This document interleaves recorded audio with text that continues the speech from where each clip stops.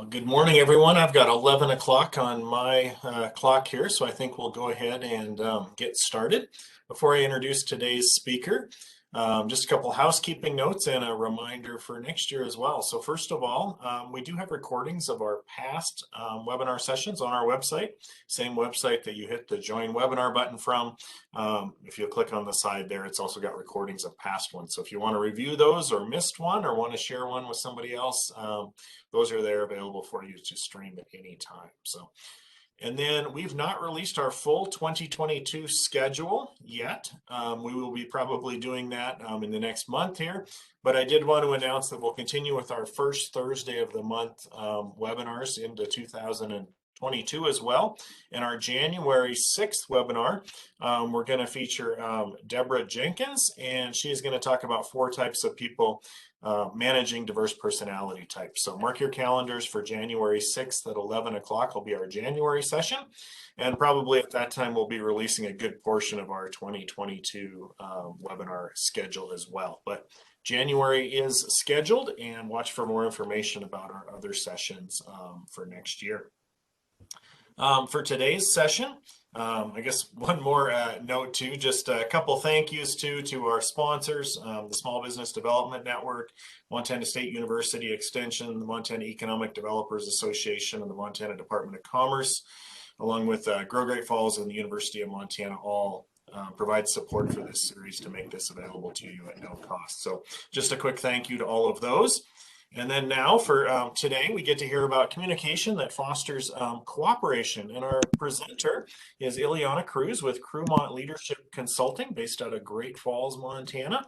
And Ileana is the owner of Crewmont Coaching, and she focuses on helping introverted professionals become outstanding leaders so they can make a significant impact, achieve better results, and increase their monetary value in the workplace. And that sounds like something that I need personally. So I'm excited to hear what Ileana has to say here today. So with that, Ileana, I'm going to turn it over to you and encourage everyone to send in questions via the chat window during the presentation. And if you want to unmute and ask questions at the end, we'll invite you to do that as well. So Ileana, the floor is yours.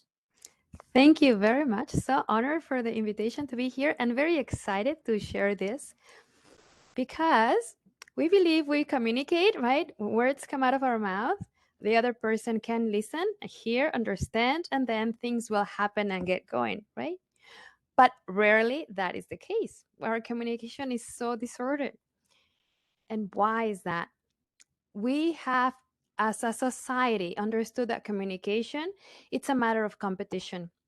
I'm going to put some phrases on the screen that if you have heard them, probably you can relate them to something positive, which is knowledge is power. You should not tell too much because then the others will know more than you and they will take away your power.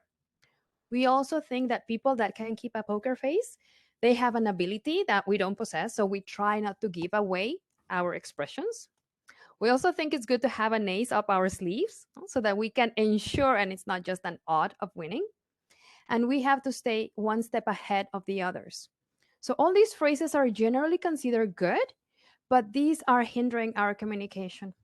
Now, if you have kids, you probably have taught them that sharing is caring.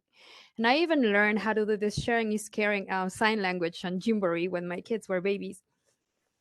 So my point here is we really have to teach kids to share and communicate when the opposite is something that we are living in the outside world. We don't communicate, we don't reveal what is going on, because then that will damage us. That is what we're constantly going inside of us.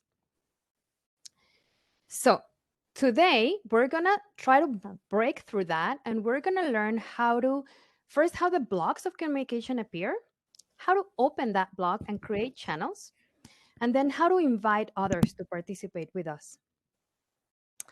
And who am I? Why am I telling you this? Well, thank you so much for the introduction, Joa. Yes, I'm Ileana Cruz, and I am a leadership consultant. My background before becoming a coach was 13 years of logistics in the shipping industry. I manage 16 countries, the business processes and customer service of this Latin America and the Caribbean. And currently what I do is I partner with startup companies and entrepreneurs to discover their areas of geniuses.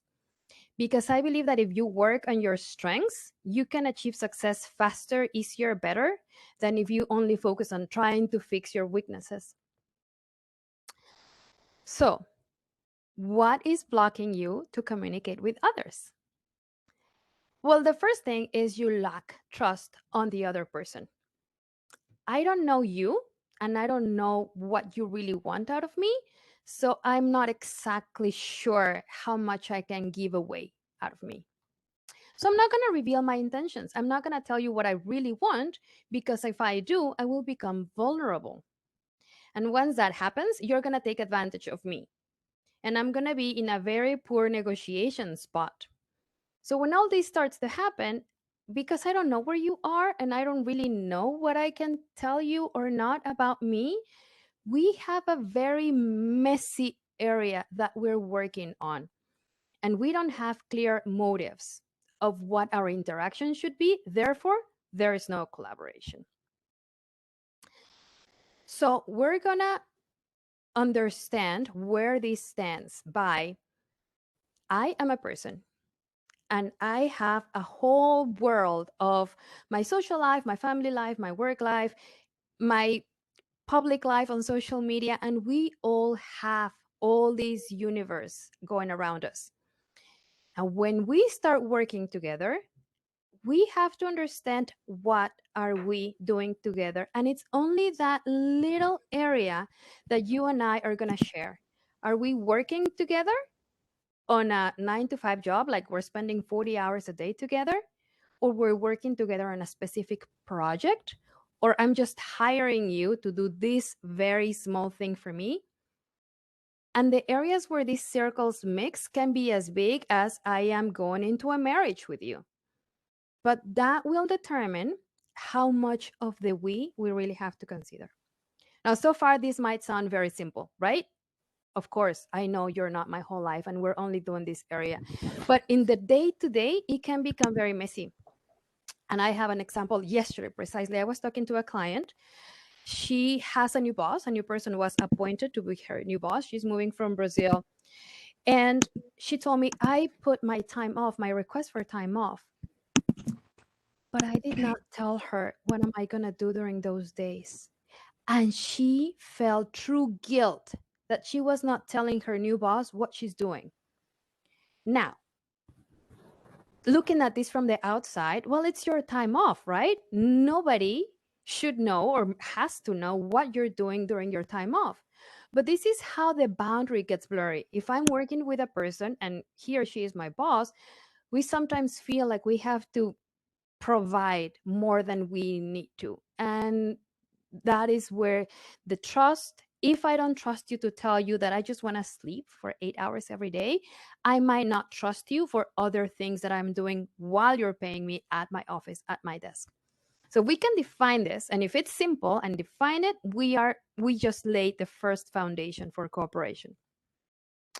Now I'm gonna layer here three other things, three main questions. If you have them, by the way, there is a PDF that was with this presentation. So what this PDF is going to help you do is write down what is your situation. If there's a specific thing that right now it's bothering you, that you need to clarify, that you need to work through, by answering these questions, what you're learning right now is going to help you go along. So these three questions are, what do we need to accomplish? And that is basically defining the we. What are we doing together? The second one is, why do we need to collaborate? Nobody's an island, right? And I need you as much as you need me. Not for everything. No, I don't need you to wake up in the morning, but I need you because you provide me a service, you give me motivation, you give me my salary, whatever it is. But you have to know exactly why do we need to collaborate. And finally, what is the main motivation? Speaking about the workplace, not everybody works for the same reason. Some work for money and they just care about the money. Some work because they really want to put their talents to use. Some people work for recognition. They just want to see their name plastered everywhere. Some people work because they want to teach their kids a good example in life. Like, there are really an infinite ways to classify your motivation. But as long as you're clear on yours, it will make the whole thing that it's coming a lot easier. I'm going to give you an example for Pixar and Disney. Many years ago, Disney had horrible movies, like really, really, really, really bad movies. So they entered into an agreement with Pixar. At that moment, Pixar was led by Steve Jobs, and Disney was led by Michael Eisner, if I'm pronouncing his name correctly. The deal was Pixar creates the movies, Disney distributes them, and Disney owns the movies and the characters. Now, both parts, Michael and Steve, because I'm on first name basis with both of them, of course, they thought they had the upper hand of the deal. No, Disney, Michael Eisner, thought, we own the movie, we own the characters. Pixar is nothing without us. They cannot create Cars 2, they cannot create Toy Story 2, or whichever they are coming next without Disney. Steve Jobs thought, Pixar, of course, the best here. We have the talent. Disney cannot create movies. And the relationship between the two of them, and we're talking about two people, big companies, amazing companies, but the problem was two people. They could not get into an agreement of this deal. And it got so bad that Pixar threatened with, that's it. As soon as we're done with the term of the agreement, we're not renewing.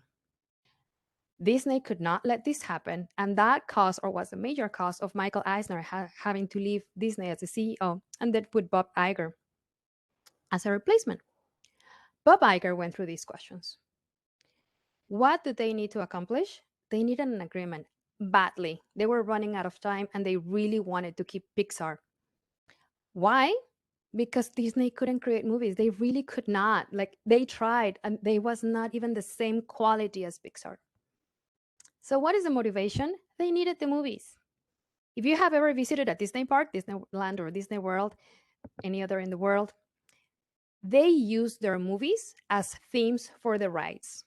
Or anything you can buy in a Disney store is a character of a movie. So they need blockbuster movies, movies that your kids are begging you to go watch so that they can have their business running. So that was a very clear motivation for Bob Iger and Disney. What happened was, and this is where the we has to be clear and open, and the trust has to stay there. Bob met with Steve and said, I need you. Without Pixar, we're done. We cannot create movies. And there's absolutely no way we can be successful without Pixar. Steve was incredibly impressed about the honesty, about the change of character that Michael Eisner had presented. Oh, instead of being this figure of, who do you think you are? I'm making you a favor. I'm doing you a favor.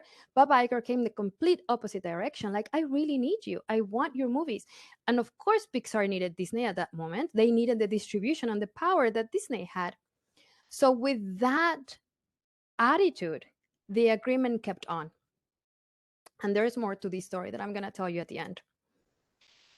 So if you have these three questions, and specifically the last one, know what your motivation is. Because if you know your motivation, it will help you with what is coming, that it's problems. I haven't seen a single relationship, friends, love, work, any kind of relationship that does not run into a problem. And why do we run into our problems? 7% of our communication is verbal. 93% is nonverbal. And that is without considering that people are speaking the same language. Of course, you have noticed English is not my first language, and now we'll say words that are not correct at the time I'm saying them. In my head, they sound right, but when you listen to them, they're not. But anyway, if I am trying to understand what you're doing 93% of the time, I have 93% chances that I get it wrong. The third law of Newton says that for every action, there is a reaction. And I might know this by memory in English, but it's the same magnitude on the opposite direction, something similar like that. In English, not my forte, human relationships do not work the same way. Put yourself in a situation right now. You're working on a report for your boss. It's been taking you days, like you're seriously not even sleeping. You work as hard as you can because you really want to do this well. You want to present that you are doing something in quality. You want to help the project, help the program. You're doing this thoroughly. So finally you get to the office, you have your report, you printed it, it's in colors, it's perfect, it's beautiful, you give it to your boss. He grabs it, kind of reads it, puts it aside, and then start talking to you about something completely different. Probably not even said thank you that you handed in the paper. What would be going on through your mind at this moment? I'm going to give you two options. And if you want in the chat, you can put which one you think. So the first option is, my goodness, my boss was so impressed. He could not even speak. You see him, like words were choking in his throat. It was such a great job that I did. So that is option one. That is what is going on through his head. Option two is, he didn't care. He looked at it, not even one thing worth mentioning about it. He really doesn't want to discuss what it is. So it can be that he was so impressed and so happy that he cannot talk anymore, number one. Number two, he doesn't care about it. And the difference, whether you choose number one now or you choose number two, it's because that's the difference with the law of Newton is my reaction is going to equal your action. In this case, my boss didn't want to talk to me, plus my interpretation of what is going on. If I think he hated it, my mind right now is going to start running through, he doesn't care, he never pays attention, I don't know, misogynist, he doesn't look like women, whatever. You're going to have these horror stories. You can also be thinking there's another person who he likes best and he's playing favorites. You're making a whole story of what could have happened with his silence. And my reaction is going to be, well, this was the last time I make an effort. This is the last time I lose sleep for something that you want. Now, this was a real life story, and this happened to me. I was the one giving the report, and I was the one not getting any feedback. This happened years ago. What happened in real life through my boss's mind was option number one. He was so impressed. And he was German, and I'm not going to say his name just in case. But German as he is, he would not allow to show any emotion of how great he thought it was. And it's not that I'm a genius, but he really wanted to say thank you. But his German background would not allow him to say this positive comment about it. How did I find out? Because we talked about it. And that is the way how you put aside your interpretation. You talk about facts. If you try to solve this problem by telling, like, hey, you completely ignore me, you're attacking the other person and they might not have ignored you. If you say, hey, this morning I gave you my report and I would really like to hear your feedback. Or I noticed that you put it aside and you started talking about this other meeting. What is this about this other meeting that I need to know? You're not calling the person names. You're not putting thoughts in their minds. Because that is something we really, really don't like it, right? When somebody says, oh, you attacked me. You said this about me. You are thinking this. You are abusing me. Like, hey, wait a minute. I was not even listening. I was not paying attention. And in that case, he had a very positive comment. He just couldn't make it at that moment. Yes, that is very true, Kathleen. These automatic thoughts, the interpretation takes away of what is happening. And it is like creating, oh yeah, this with Spider-Man, this might be, no, the diverse universe, the multi-universe. A person is going in this direction and you start going in a complete other direction at the same time. And then coming back together gets a lot more difficult. So now we're talking about our interpretation. What can help us also ignore the interpretation and understand that there might be infinite options of what is going on? To understand that we are different. I'm going to give you just 3 aspects to consider on how we're different. So these are 3 different assessments. The first one is the MBTI that says that there are possibility of 16 different personalities. introvert versus extroverts. If you were here in the meeting before we started, before 11, 10 minutes before 11, probably all of us are introverts. We don't talk. We don't like small talk. Extroverts, on the other hand, start talking about anything and everything. There are the people that if you are in line at the bank, they will start conversation about the weather, about politics, about people attending, whatever. They like the interaction. And no talk is small talk for an extrovert. This is another clue for you if you're in the workplace. If you're an introvert and you want to talk to an extrovert, just go and interrupt them. They love it when somebody steps on their desk, just arrives, and they start talking. Vice versa. If you need to talk to an introvert, please send a meeting request before you meet with them, or send them a text before you call them. Introverts do not like to be interrupted in the middle of something. Sorry.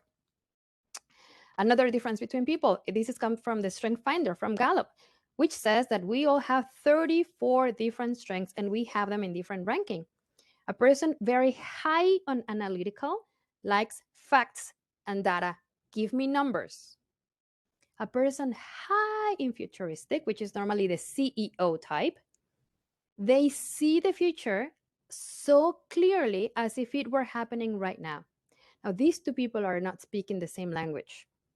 If you have futuristic, if you're a leader and you have a team under you, the best way for you to communicate with them is spell it out. For you, might sound like you're dumbing it down, however you pronounce it. I'm sorry about that. But for them, it is like putting pebbles so that they can walk and reach you wherever that in the future you are. And the final assessment I'm going to talk about right now is the both birth order typical habits. This one is based on where were you born in your family. You can be the oldest child, the middle child, the youngest child, or the only child. The difference I'm going to point out is between the middle child and the only child. Middle child or children are natural negotiators. They normally make sure that everybody has their fair part and that nobody's angry. And how can I make my older brother forget my younger brother? So they are always in the middle of this. An only child never has to share. Everything is for this little baby, precious baby. They're the center of the universe. So when we become adults and we were raised with these habits, an only child is going to have a little bit more difficulty understanding that now there are things to be shared, like information. And a middle child will not understand how somebody else wants to take advantage of a situation. Neither of them are wrong. There are just different ways that we were raised, and that's how we behave. And when you understand what makes you the way you are and how you interact with others, things get a lot easier. And that's when we start resolving problems. Key element to solve problems: focus on the what, not on the who. I'm going to tell you one more story about Pixar. And this was when Toy Story 2 was being created. Animators were working on the computers, and there was, probably there still is, a code, a certain keys that you can press, and it starts the delete command. It's on a Linux base, I think. Anyway, somebody pressed those keys and started the delete program on the movie, not on a scene. So the way that it is, this is described on the book Creativity Inc. by Ed Catmull. The way he starts describing is they were looking at the screen and suddenly Woody's hat disappeared, poof, and then Buzz Lightyear disappeared, and then Mr. Potato disappeared, and they were looking how the movie was vanishing in front of their eyes. So they called IT support. They asked, please, like turn off the computer. We're losing everything. They did. It wasn't on time. Most of the movie was lost. And then somebody else from IT said, oh, don't worry, we have the backup. So at most we have lost like 6 hours of work, but it will be fine. Well, it turned out that the backup had not been working for days. So at the moment the movie, or what they could recover from the movie, if they had to start all over again, the movie would have been 9 months delayed on the release date, which is a catastrophe in that industry. Long story short, they found a way to recover the movie. Somebody else had a backup on their computer and they restored it. But they decided there are going to be three things we're focusing, and only three things. One, restore the movie. We have to get back on track. Two, fix the backup system so that there's something actually saving what we're doing every day. And third, make it more difficult for the delete command to start so nobody can by mistake delete the movie again. And they very consciously decided not to find out who made the mistake, to assign a problem. So we're talking about a 9-month delay for $1 million industry. They could have easily point fingers, like this person delete the movie, one, or whoever on IT has not been checking that the backup is taking place. If they had done these two things, chances are the mistake can happen again. Because you are blaming a person and the mistake can be made by anybody. So if you focus on the what you do is you fix your process. Make sure nobody can make this mistake again. It's a process. And if you focus on the who, what you're also creating are ill feelings because it's easy. Then it's not my responsibility. If I blame you for a mistake that happened, that makes me safe and I can get mad at you. But you can also be creating that around your team. Others will start blaming this ugly duckling for everything that is going wrong. And at the end, you're not fixing anything. So, how do you know that you're going into the dark side and you stop collaborating in your team? You're communicating to others. Remember this area of the we? You're talking to others who are not even in this circle about the we. And your expressions are mostly negative, and you have taken the victim role. Things are going wrong, but it's not my fault. And doing this is very similar as buying a bigger size of pants after Thanksgiving or Christmas. It will make you feel better, but it's not going to resolve the problem. You need to keep this anxiety and the pain, not that you're miserable, but that should you actually address the problem that is happening within the we. So now that we talk about what is the problem, how do we fix them, how do we get others? No, we have been here 27 minutes learning how we can cooperate and how can we become better at collaborating. How do we get others to do the same? And it's not fair that then you go back like, oh, I watch a recording, I watch a webinar, and now you have to do it. Huh? They're not going to change just like that. They're not going to start collaborating just because you tell them. But you have to go back to your three questions. Remember, what are you doing things? Why are we collaborating together? And what is my motivation? And they have to be crystal clear to you. You have to understand your strengths and your blind spots because your strengths are going to make you great at what you do. But on your weaknesses, you do not have to change them. But that's why you need the other person to support you in your weakness. And once you start doing this, you can understand that others are allowed to come in the we. You invite them so that they can fulfill what they need. They also will have their motivation and they have to be able to do it in the we. You might not know it, they might not know it, but allow space for you can make money if this is a business. You can express your smartness, your geniuses, whatever it is. Do not judge and do not go back to the blaming and the who's of raising problems. Stay on the what's and allow them to grow. I'm going to tell you the ending of the first Pixar story that I was telling you at the beginning. After this agreement and the movies were being created and Pixar and Disney were two different entities, as we know now, fast forward, Pixar now belongs to Disney. Steve Jobs had cancer, and it was a very well kept secret. Nobody knew. The board of directors in Pixar, in Apple, even the shareholders, they didn't know, to the point that they had to sue Steve Jobs for not revealing this information. However, amid all this secrecy, Steve Jobs confided in Bob Iger. They went for a walk, as Steve liked to do all the time, and he told him that he had cancer. He knew he was not going to be here for much longer, and he wanted Pixar to be in good hands. And it was because Steve Jobs, and he admits that on his memories, because of Bob Iger being so truthful and honest when that first agreement happened, that it allowed him to see Bob as a person with whom he could collaborate. And that's how he was one of the holders of his secrets. And the second big agreement happened.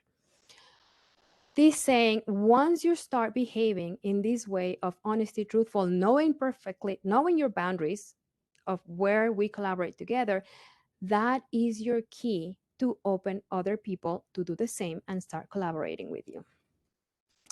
So I know I'm a little bit on time, so let's go. So I'm going to summarize quickly. Our blocks in communication become because we have fear what the other person is going to do to us. We open our channels of communication by only focusing on the facts, what we do together and what is going on between us. And we invite others into a project by allowing them to fulfill their motivation by coming into an agreement. If you want to know more about who you are and what makes you the beautiful person that who you are, I can offer you a free assessment if you're in this webinar with us. You can book on this link, the www.krumman.me, for a free assessment on your strengths or your birth order. And we can talk a little bit more about what is going on. Also, if you're filling out the PDF, and if you have questions, feel free, you can send me an email and I can guide you and give you more information on how to answer those 3 questions for yourself.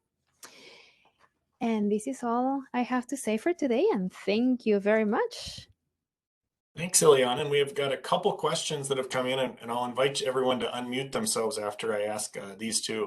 One thing I didn't mention there, when you did the login to the webinar, we do have that PDF that Ileana was referring to with those questions, so that resource is available at that same link that you logged into today's webinar. That's available for you. So the first question that came in was, I run a small business and have a team of 3 people that I consider part of my leadership team.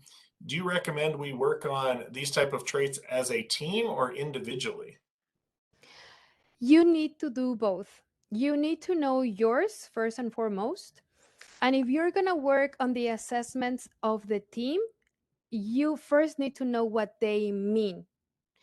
And I'm going to say quickly one example. There is one in the Strength Finder. There's one that is called significance. Significance, if you read the definition, is a person who wants to make things that are relevant and that are lasting in the world, like leave my mark behind. If you do not know what that means, it can also be interpreted as the classic person who's doing a tantrum, like, look at me, look at me, look at me. And that is not what it means. So yes, you should work on yours and your teams. But if you're going to do it as a team effort, first be very knowledgeable on what the results of the other person might mean.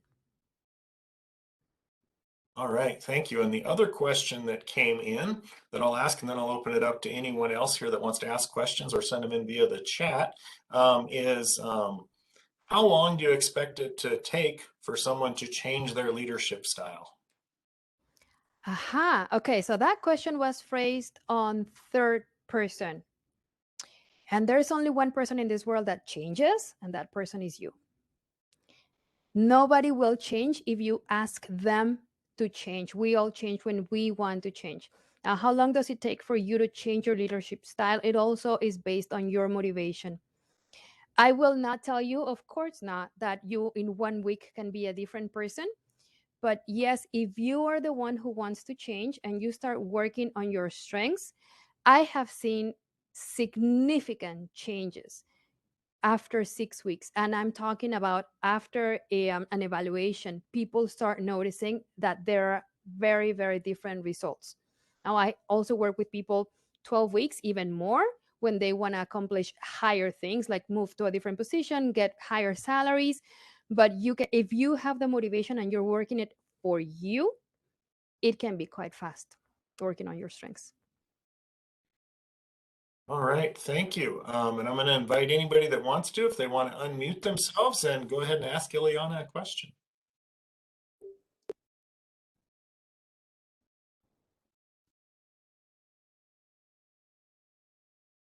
Oh, there's a comment, Deborah. Thank you. She said great information and presentation. Thank you. Thank you so much, Deborah, for being here and for being part of this webinar. It's really exciting for me. All right, any other questions?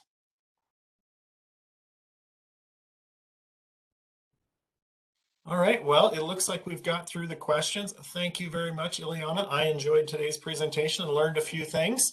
And for those, the rest of you, please join us 1 week for 1 month from today, I'm sorry. On January 6th will be our next session. We do have recordings available in the meantime if you want to review those or share this presentation with others. It will be posted to our website probably tomorrow. Ileana, did you have any final comments you wanted to share? I just want to thank you very much for this opportunity. It was amazing. And yeah, Merry Christmas or Happy Holidays to everybody.